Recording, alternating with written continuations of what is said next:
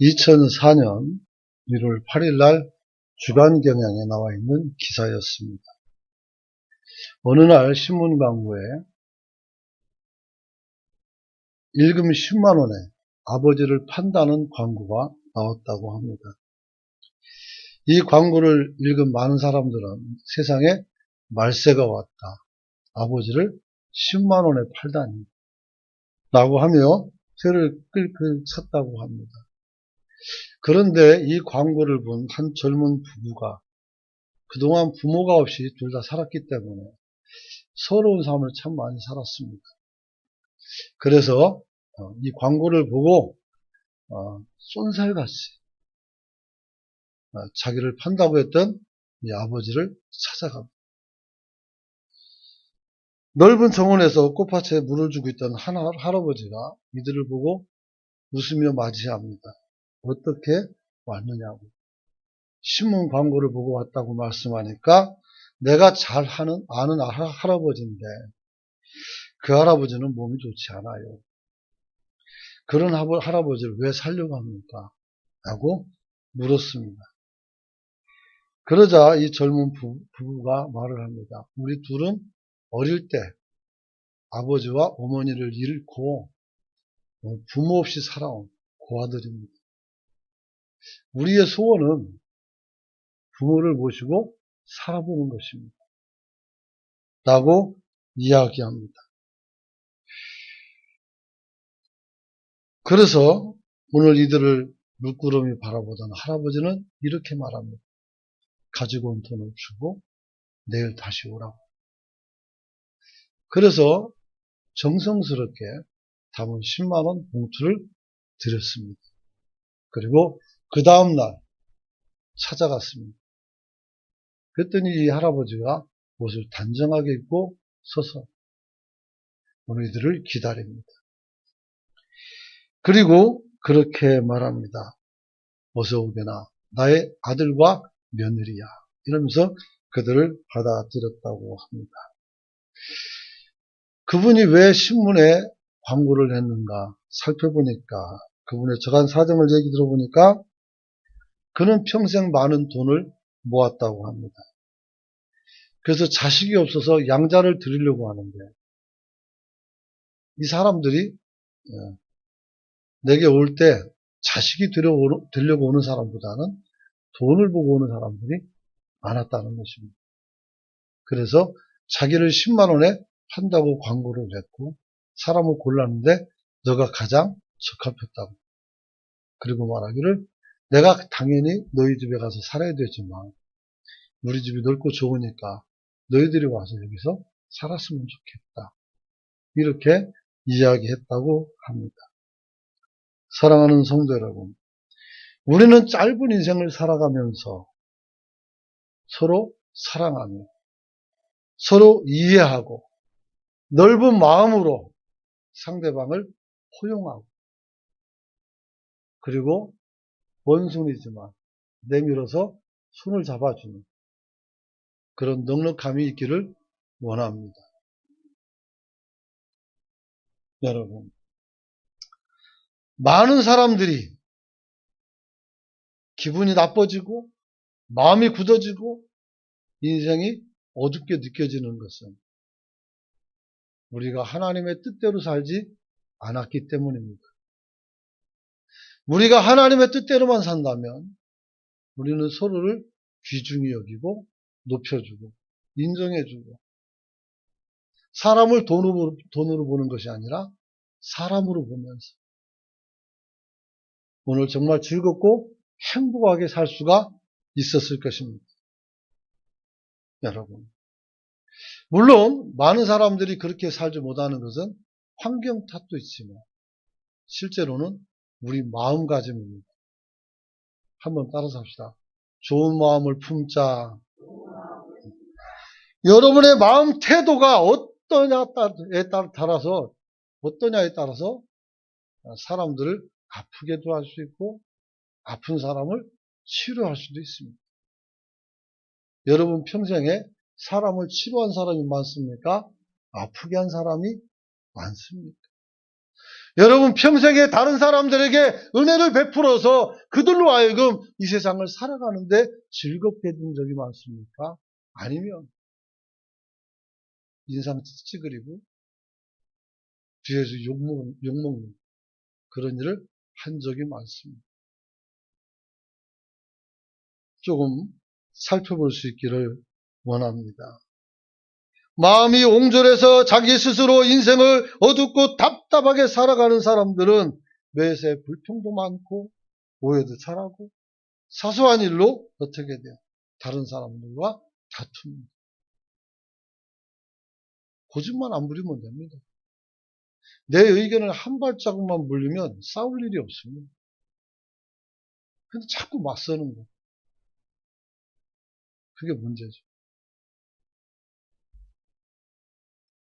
반면에 마음을 넓게 가짐으로 인생을 평화롭고 여유롭게 살아가는 사람들은 매사에 이해심이 많고 긍정적인 생각을 가지고 있는 것을 확인할 수가 있습니다. 다른 사람과 조화롭게 살아가는 것입니다. 우리는 우리들과 우리 자신을 잘 돌볼 수 있기를 축복합니다. 우리들이라고 말하는 건 우리나라, 우리가 사는 마을, 우리가 다니는 교회, 우리가 사는 가정. 그래서 우리들이라고 말하는 겁니다. 여러분. 오늘 우리가 하나님 앞에서 자신을 잘 돌봐야 돼요. 내 아내와 더불어 넓은 마음으로 사는지 아니면 서로 간에 경쟁하고 투쟁하며 사는지. 사랑해서 결혼했는데 왜 서로 싸움으로 시간을 보냅니까? 안타까운 일이에요. 사소한 일로 티격태격 막 하면서 불편하게 살아가는 우리의 모습이 철없어 보이기도 합니다. 여러분은 예수님을 믿고 나서 마음이 넓어졌습니까? 더 좁아졌습니까? 여러분의 이해심이 많아졌습니까? 아니면 다른 사람들에 대해서 자꾸 오해를 하고 문제점을 키워서 내가 속상함을 거기에 투사시켜 복수하려고 듭니다. 어떤 게 옳은 건지 이야기 안 해도 여러분이 이미 다 판단하고 있을 줄 믿습니다. 여러분. 나이가 들어가면 성격도 좋아지고 너그러운 마음을 가져야 되는데 그렇지 못하다면 무슨 까닭입니까? 안타까운 일이죠. 오늘 고집이 더 세지고 성질을 잘 낸다면 어떻게 돼요? 우리는 참으로 인생을 어렵게 산 사람이 되는 겁니다. 아무쪼록 스스로를 성찰해 볼 수 있기를 소망합니다. 정말 바라기는 우리가 피차 많이 배운 것도 없고 가진 것도 많지 않지만 마음만은 넉넉히 하고 매사에 이해심이 많아서 가까이 하면 즐겁고 편한 사람이 될 수 있기를 원합니다. 원합니다. 네. 따지지 마세요. 누가 뭐라고 해도 말하려고 하지 말고 책망하려고 하지 말고 이해하려고 한번 해보세요. 저분이 그럴 사람이 아닌데 실수했단 말이에요. 그럼 어떻게 돼요? 그걸 흉보서는 안 된다. 그냥 우리 아픔으로 담고 기도하며 오늘 더 잘 살 수 있도록 여러분이 사람들의 생활의 질을 높여주는 그러한 형제요 자매가 될 수 있기를 소망합니다. 왜 이렇게 서두를 길게 말했을까요? 모세라는 지도자를 이야기하고 또 저희 목표를 같이 이야기하고 싶어서인 것입니다. 사랑하는 성도 여러분, 제가 어릴 때 아버지는 전지전능한 분이었습니다. 모든 필요를 다 채워줬습니다. 특히 그때는 어려울 때였어요. 60년대니까 중반이니까 어려울 때입니다. 그럼에도 불구하고 저희 집은 약간 유복해서 정말 원하는 것은 다 가질 수가 있었고, 아버지 사무실에 가면 발바닥이 땅에 닿은 적이 없습니다. 들고 다녀서 사람들이. 사랑도 많이 받았습니다. 그러나 살아오는 과정 속에서 이런저런 아픔도 있고 이런저런 실패와 성공도 가지게 되었습니다. 그러면서 좋지 못한 버릇이 생겨난 적도 있습니다. 그것은 사람들에게 배신을 당하고 사람들에게 버림을 당함으로 느껴지는 상실감이었습니다. 이것은 불신으로서 사람을 바라보는. 20대 때 얼마나 버르장머리가 없었는지. 어른들이 말씀하실 때 말도 안 되는 말씀하면 제가 깔깔깔 웃었습니다. 정말 그러면 안 되는 겁니다. 정말 못 배운 애들처럼. 왜 저렇게 사실까? 그러면서 못된 모습도 많이 보였습니다.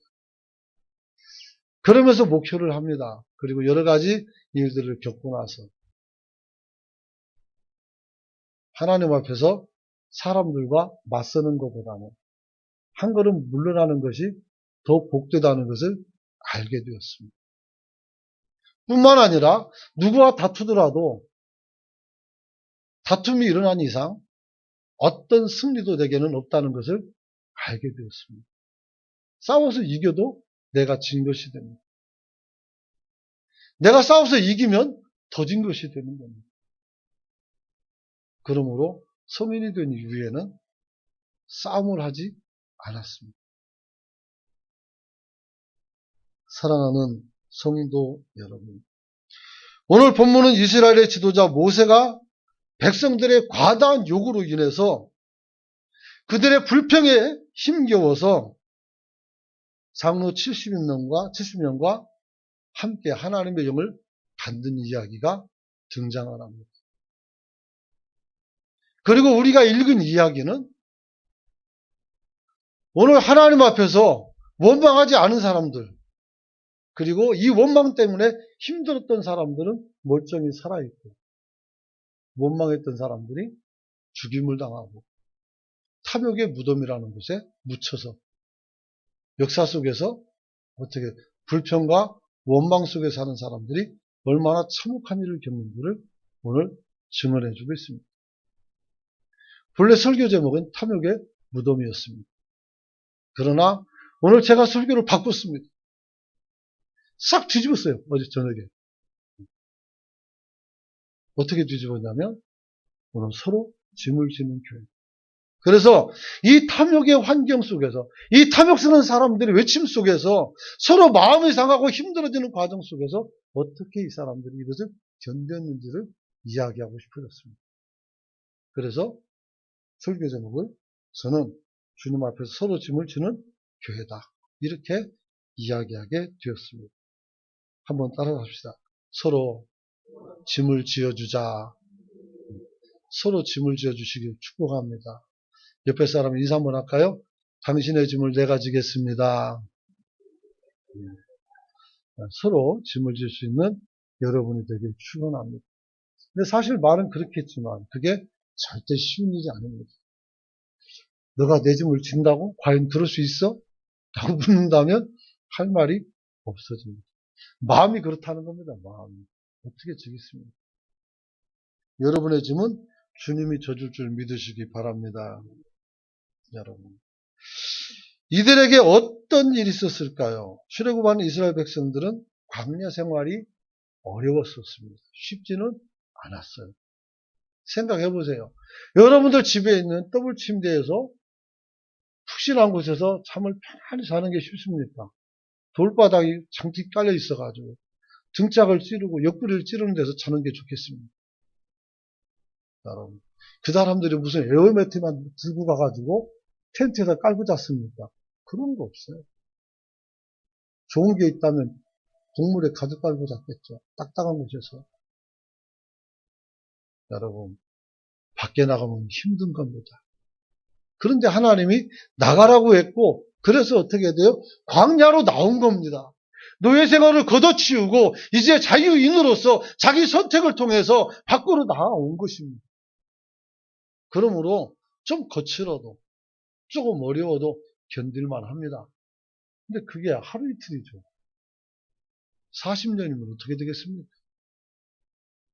평생이잖아요. 아무리 자유도 좋지만 아무것도 없는 광야에서 이렇게 사는 것이 좋은가? 의심할 수도 있겠죠. 그런데 이 이스라엘 백성 중에는 이스라엘 사람이 아닌 사람이 섞여 있습니다. 애굽이 멸망하고 하나님께서 심판하는 것을 보고 야 여기 있으면 큰일 나겠다. 내가 이 사람들 따라가야 되겠다 라고 생각하고 이 구원의 대열에 끼어들었던 사람들이 있습니다. 그들이 누굽니까? 여러분 4절에서 6절 말씀 한번 읽어봅니다. 특별히 4절 말씀 먼저 읽습니다. 시작. 그들 중에 섞여 사는 다른 인종들이 탐욕을 품음에 이스라엘 자손도 다시 울며 이르되 누가 우리에게 고기를 주어 먹게 하랴. 우리가 애굽에 같이 있습니다. 시작. 우리가 애굽에 있을 때에는 값없이 생선과 오이와 참외와 부추와 파와 마늘을 먹은 것이 생각나거늘. 여러분 이제 그만 읽어도 됩니다. 4절에 보면 그들 중에 섞여 사는 다른 인종, 즉 다른 민족이 있었다라고 얘기합니다. 이들이 먼저 말을 하는 것입니다. 무슨 말을 합니까? 이들이 탐욕을 품고 이들이 자신의 불평을 이야기하니 이 불평과 불만이 그동안은 참고 있었지만 가만히 있던 사람들이 마음을 전이시켰고 그래서 이들도 같이 울부짖는 거예요. 여러분 선동을 잘하는 사람들은 어떤 불행한 일을 극대화시켜서 다른 사람들의 마음에 전이시켜서 똑같은 분노를 품게 합니다. 이것이 성령의 역사 같습니까? 아닙니다. 누군가가 어떤 불행한 일이 생기면 어떻게 돼요? 그 사람을 끌어안고 우리가 같이 어떻게 돼요? 그 아픔을 동참하며 그를 위로해서 어떻게 합니까? 같이 분노를 품는 것이 아니라 그 분노가 사라지도록 만들어주는 것. 이것이 옳은 것이 아닙니까? 그러나 오늘 세상은 그렇지 않습니다. 어떻게든 다른 사람의 약점을 잡아서 이것을 극대화시켜서 그를 징벌함으로 나의 정당성을, 나의 또 어떻게 합리성을 어떻게 돼요? 목적성을 달성하는 그런 희한한 짓을 합니다. 부끄러운 줄 알아야 돼요. 동네 꼬마도 그런 짓을 안 합니다. 나이 든 어른들이 뭐 하는 겁니까? 특히 교회 안에서. 왜 그렇습니까? 우리는 그래서는 안 됩니다. 다른 사람의 분노를 다운시켜야지. 이걸 더 격화시켜가지고 폭발시키고 그 폭발력을 통해서 자기가 뭘 취득하고 이것은 아닙니다. 그리고 이걸 정치라고 말한다. 아닙니다. 정치 아닙니다. 정자는 바를 정자입니다. 그게 바른 것이라고 봅니까? 틀린 겁니다. 이것을 우리는 악이라고 말합니다. 사도 바울을 잡을 때 어떻게 했습니까? 증오심을 어떻게 됩니까? 막 키워놨단 말이에요. 증오심을. 아무도 사도 바울이 무슨 죄를 졌는지 몰라요. 그런데 사람들이 막 성전에 이방인을 데려왔다고 말하고 있지도 않은 막 밀란을 꿈꾼다는 얘기하고 그러니까 사람들이 속는 거예요. 항상 사단은 어떻게 하면 사실의 바탕에서 거짓으로 각색을 하는 겁니다. 거기에 속아 넘어가지 않기를 축원합니다. 여러분, 오늘 그들은 말합니다. 우리가 애굽에 있을 때에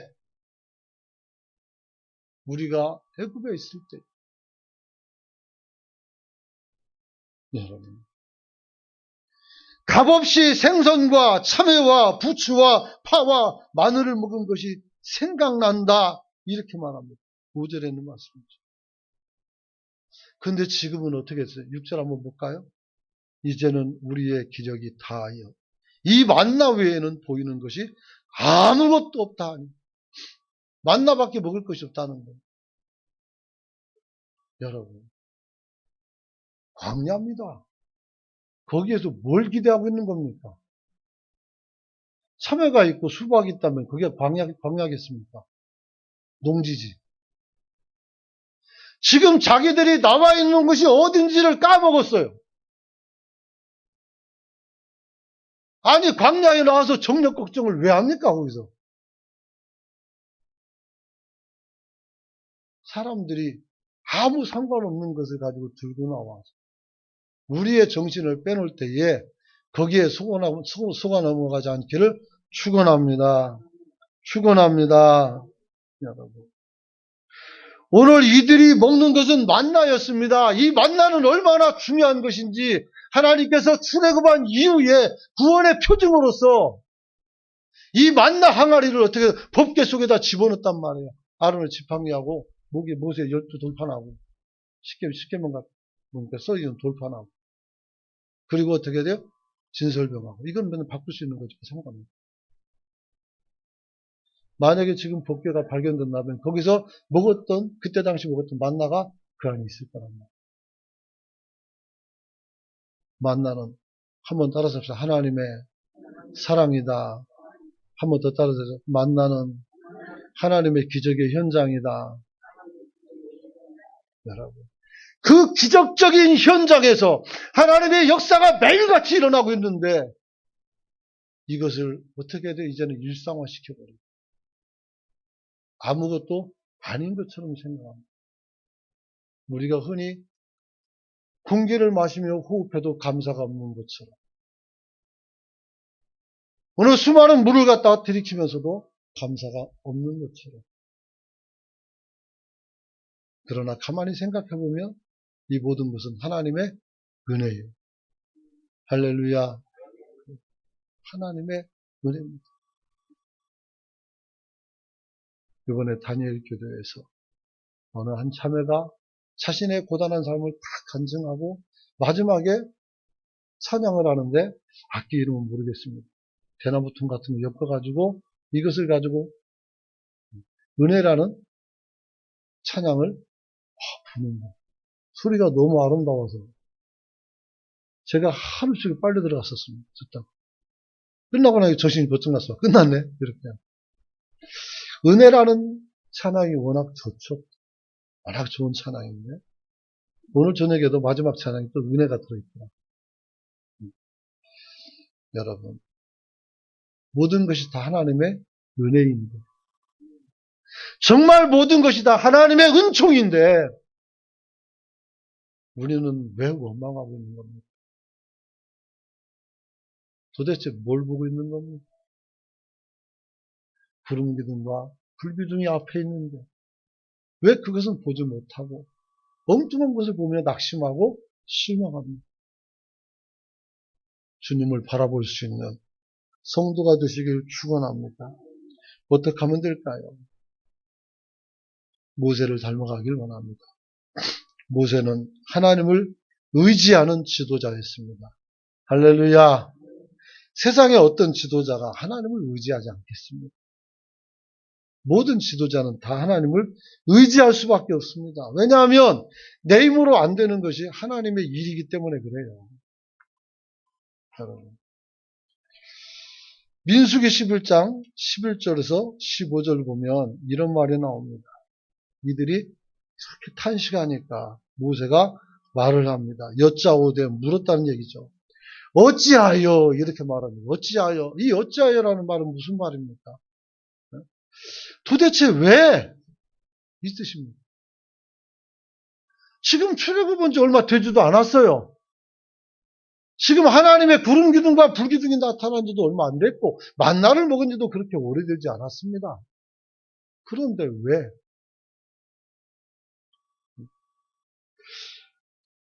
주께서 종을 괴롭게 하시나이까 이렇게 말합니다. 지금 모세가 이상한 말을 합니다. 왜 주님께서 나를 괴롭게 하냐? 어찌하여 내가 주의 목전에서 은혜를 입게 하지 아니하고 이 모든 백성의 짐을 내게 맡깁니까? 왜 그 짐을 내게 지우십니까? 이상한 소리 하는 거예요. 그거 하려고 너 부른 거예요. 아셨습니까? 그 짐 맡기려고 너를 부른 거라고요. 누구 모세를. 근데 지금 왜 이래요? 맡긴 자들에 대해서, 내가 맡은 자들에 대해서 실망하기 때문입니다. 맡긴 자는 주님이니까 실망 안 하고. 내가 맡은 자들. 즉 이스라엘 백성들 때문에 실망하는 겁니다. 너무 빠르잖아요. 불평하기에. 얼마나 겪어봤다고. 얼마나 살아봤다고. 1년이 지났습니까? 10년이 지났습니다. 아직 1년도 안 됐는데 1년은 무슨 몇 달 돼도 안 했는데 벌써부터 불만이라는 여러분. 그리고 또 말합니다. 내가 이 모든 백성을 내가 배웠습니까? 즉 내가 이들을 잉태하고 난 사람입니까? 라고 묻습니다. 먼저 저보고 백성을 잉태하고 나라겠습니까? 그런 적도 없습니다. 그리고 말합니다. 어찌 주께서 내게 양육하는 아버지가 젖을 먹이는 아이를 품듯 그들을 품에 품고 주께서 그들의 열조에게 맹세하신 땅으로 가라 하시나이까. 그게 바로 목양사역입니다. 저에게 주신 말씀이고 또 어떻게 돼요? 여러분들 구역장들에게 주신 말씀입니다. 또 교인들을 돌봐야 될 장로님들에게 주신 말씀입니다. 각 기관장과 각 교사와 그리고 가정에 돌아가서 가정의 제사장 된 각 성도 여러분들 모두에게 주시는 말씀입니다. 그거 하라고 하나님이 여러분을 불렀다는 것입니다. 그게 뭐예요? 아버지의 마음으로, 부모의 마음으로 아이들을 젖을 먹인 같이 돌보는 거. 근데 돌보진 않고 왜 다른 걸 쳐다보는 거?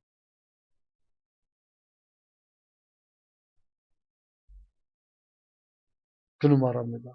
13절에 내가 이들에게 줄 고기를 어디서 얻을 수가 있겠습니까? 그들이 나를 향하여 울며 이르되 우리에게 고기를 주어 먹게 하라 하온즉 책임이 심히 중하여 나 혼자는 이 모든 백성을 감당할 수가 없습니다. 여러분 부끄럽게도 저도 똑같은 말을 한 적이 많습니다.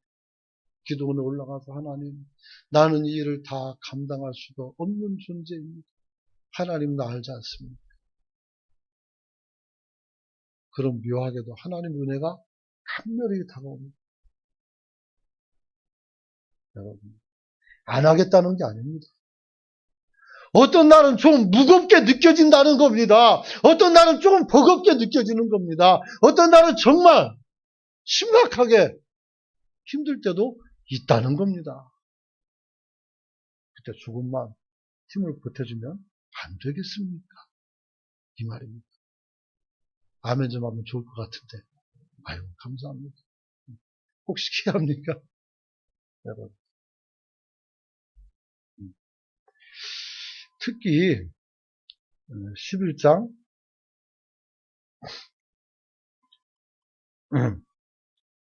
1절을 보니까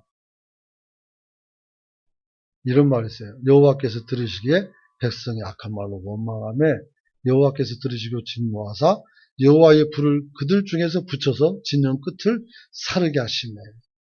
백성이 모세에게 부르짖음으로 모세가 여호와께 기도하니 불이 꺼졌더라. 그래서 그 이름을 디베레라 이렇게 했습니다. 이 사건이 조금 전에 있었어요. 조금 전에. 죽을 뻔하다 살아났단 말이에요.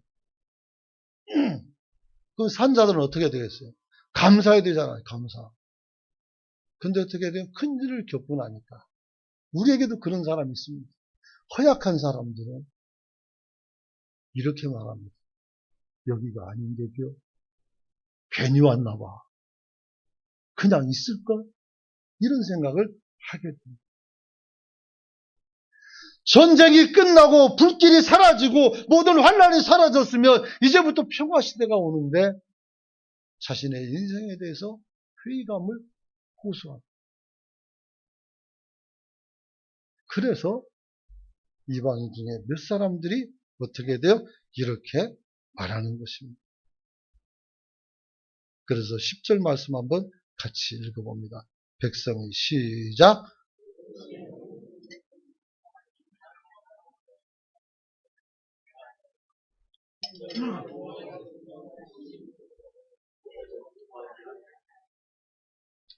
네. 온 백성들이 이것 때문에 배가 고프다고 울고 앉아있으니까 배는 고프지 않지만 다른 음식이 먹고 싶다고 막 땡깡을 쓰고 있어요. 5살짜리 애도 아니고. 그러자 어떻게 돼? 모세가 어떻게 돼? 하나님의 진노가 큰 것을 보고 안 기쁜 거.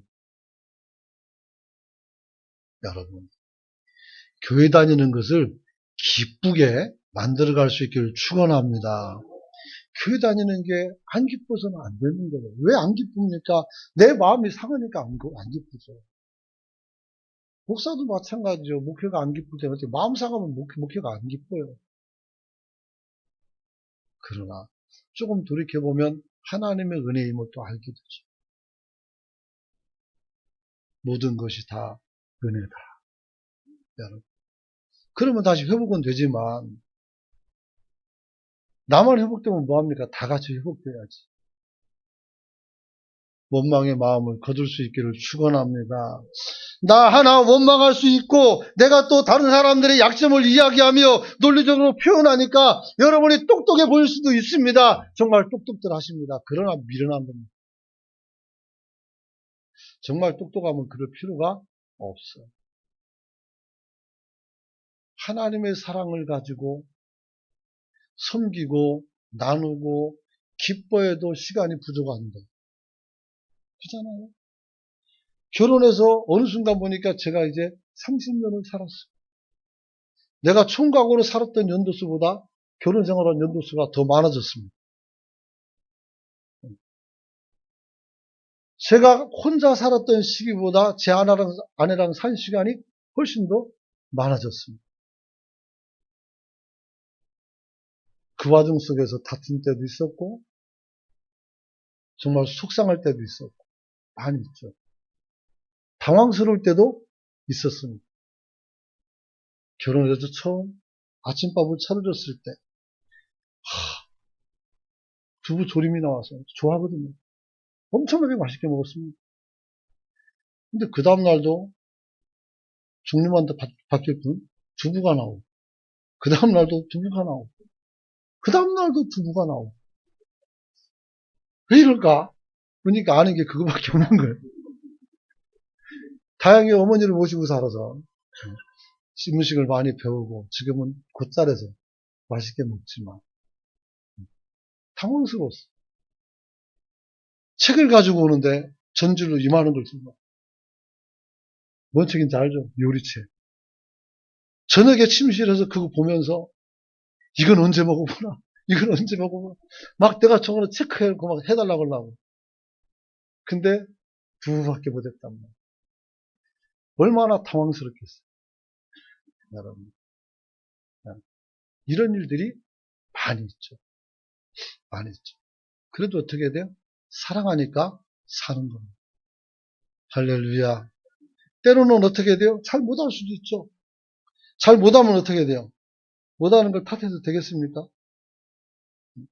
잘 설득해서 얻어먹어야죠. 그렇잖아요. 그래서 더 잘해야 되고, 더 잘하려고 노력하고, 칭찬도 하고. 그러다 보니까 어떻게 돼요? 정말 잘해서 먹을 것이 많아졌다는 거예요. 얼마나 감사한 거예요. 여러분. 우리가 어떻게 하면 잘 살 수 있을까요? 하나님을 의지해야 됩니다. 할렐루야. 모세가 이스라엘 지도자로서 그 책임을 지는 일이 얼마나 무거웠던지 내가 차라리 죽어서 이 고난을 보지 않게 해달라고 이야기합니다. 15절에 나오죠. 즉시 나를 죽여달라고. 즉시 죽여달라고. 안 죽입니다. 하나님께서. 죽이지 말라고 해도 때가 되면 죽입니다. 아시죠? 때가 되면. 언제? 가나안 땅 입구에 도착했을 때 산꼭대기에다 올려놓고 모세에게 가나안 땅을 다 보게 해요. 내가 너에게 약속한 땅이다. 너는 보기만 하고 죽어라. 그래서 거기서 죽죠. 그래서 가운을 벗습니다. 그래서 죽습니다. 그래서 사명을 내려놓으면 죽는 겁니다. 여러분, 모세가 져야 될 짐은 목숨을 대신할 만큼 그렇게 중요한 것이었습니다. 여러분들이 감당하기는 작은 직분 하나가 수월하게 생각하지 않기를 축원합니다. 그것은 우리가 목숨 걸고 진행해야 될 그리고 섬겨야 될 사명이기 때문입니다. 사랑하는 성도 여러분, 어떻게 하나님께서 이들을 회복시켜 줍니까? 모세를 불러서 70장로들을 부릅니다. 그리고 그들에게 어떻게 합니까?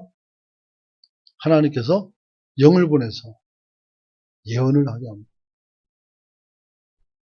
이게 무슨 말입니까? 이 영이라는 것은 모세에게만 내리는 것이고 모세가 어떻게 해야 돼요? 하나님께서 주신 신적 본능, 이 본능이 되는 것이고 이 본능을 가지고 사람을 다스리는 것입니다. 그런데 너나 다 가져버리면 어떻게 돼요? 분위기가 없어집니까? 절대 그렇지 않습니다. 여러분. 그래서 17절에 보니까 내가 강림하여 거기서 너와 말하고 내게 임한 영을 그들에게도 임하게 하겠다 했단 말이에요. 그래서 그들이 어떻게 돼요? 그 은혜를 누리게 되는 겁니다. 여러분.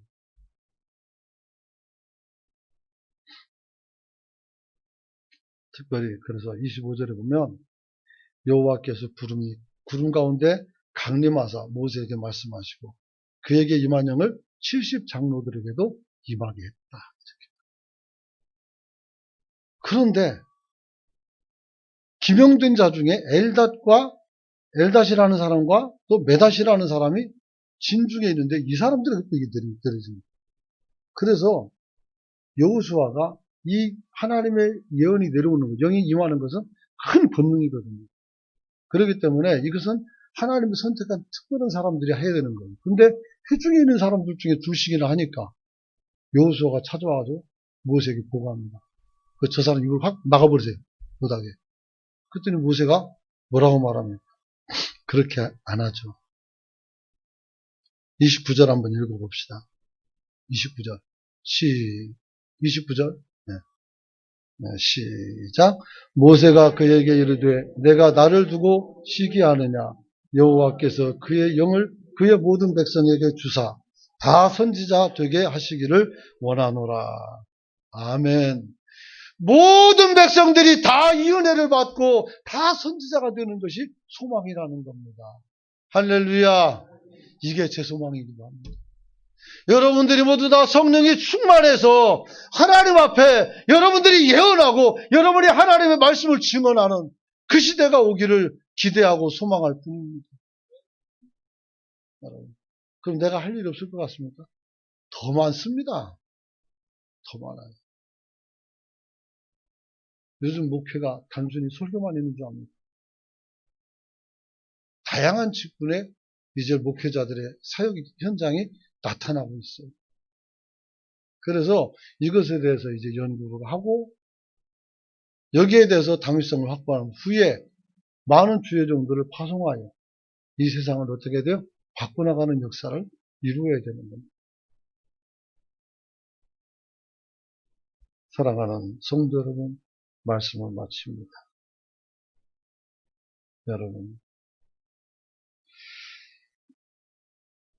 여러분이 성령 충만하고 여러분 하나하나가 살아서 움직이는 교회 공동체로서 우리가 서로 짐을 나누어지고 주의 교회를 감당하는 성도가 되시길 축원합니다. 벽 속에 가려 있지만 이 벽은 벽돌이 한 개, 두 개 쌓여져 있습니다. 각각의 벽돌이 힘을 받고 있고 묵묵하게 보이지도 않지만 견디고 지키고 있는 겁니다. 그러기에 이 집이 무너지지 않는 것이고 우리가 여기서 안전한 마음으로 우리가 아무 걱정 없이 찬양하고 예배할 수가 있는 것입니다. 중요한 건 이것입니다. 우리의 마음의 지경을 넓힐 수 있는 성도가 되시길 축원합니다. 너무 협소하게 보지 마세요. 너무 협소하게 봐서는 장로님은 우리 은광교회 장로님이시지만 장로님은 한국교회 장로님이시기도 한 겁니다. 그러면 시야를 넓혀서 한국교회 전체를 볼 수가 있어야 하는 것입니다. 또 권사도 마찬가지고 여러분들도 마찬가지입니다. 우리는 세계 교회 중에 하나입니다. 운하 에클레시아라고 말합니다. 카톨리카 처치라고 말합니다. 우주적인 교회, 보편적인 교회, 거기에 우리 은광교회는 한 지역 교회일 뿐입니다. 여러분의 눈을 이 지역에만 두지 말고 이 세상에 두고 내가 해야 할 일이 어떤 것인지 하나님이 기뻐하고 나를 쓸 일이 어떤 것인지를 발견해 볼 수 있기를 축원합니다. 이것이 제가 기대하고 소망하는 목회 현장입니다. 아무쪼록 오늘 하나님께서 모세 혼자 버려두지 아니하시고 나 홀로 감당하기 버겁다니까 70명이나 되는 사람들에게 예언을 주셔서 이들도 일할 수 있다는 것을 알려주시고 여러분 저에게는 여러분들을 보여주셔서 이분들이 같이 일한다는 것을 알게 했습니다. 우리가 힘을 합해서 가나안 땅까지 행군을 멈추지 않고 믿음을 잃지 않고 다 완주하여 주의 나라에 다 들어가는 저와 여러분이 되시길 축원합니다. 축원합니다. 축원합니다. 함께 기도하길 원합니다.